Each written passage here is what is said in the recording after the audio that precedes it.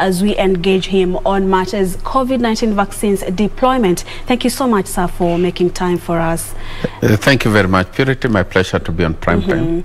And when we received our first consignment of the vaccines sometime in March, the AstraZeneca vaccine, there were concerns. The CS actually said some of the reasons why we could not get other types of vaccines, especially Pfizer, was the issue to do with storage.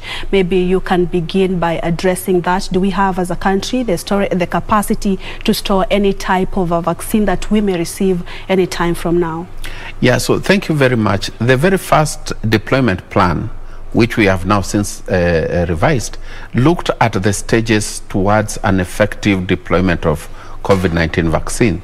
And we had what we called the introduction period, which was that period between March and June this year, recognizing that we needed to deploy first vaccines that are easy to store, that are easy to be administered.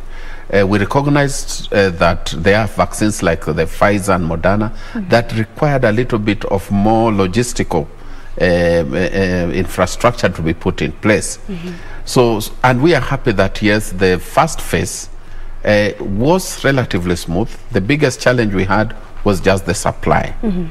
But from July, we began our second phase. And in this one, we've been enhancing the cold chain. You saw today in your news, we've now got deep freezers, which can store the Pfizer.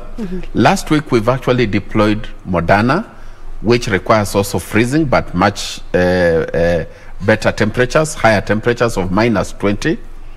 And we are expecting the first 1 million doses of Pfizer next week, and we'll be good to go. We'll be good to go. Now, would you confirm that as a country now we have the right infrastructure to store the 6 kinds of vaccines approved by the World Health Organization? Yes, we are now good. We can now administer all the 6.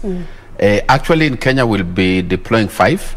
AstraZeneca, Moderna has followed, Johnson has just followed, and then Pfizer next week. And later in this month of September, we expect Sinopharm, also which has been approved by WHO.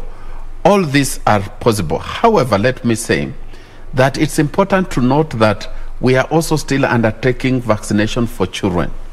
We cannot overload the system and leave children unvaccinated. That is not going to be moral.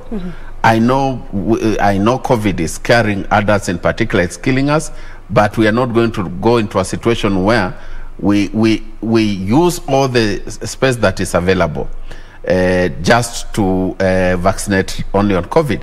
And that is why today you had the cabinet saying very specific measures that will ensure we are scaling up COVID-19 vaccination, but not interfering with the vaccination of children. All right. And why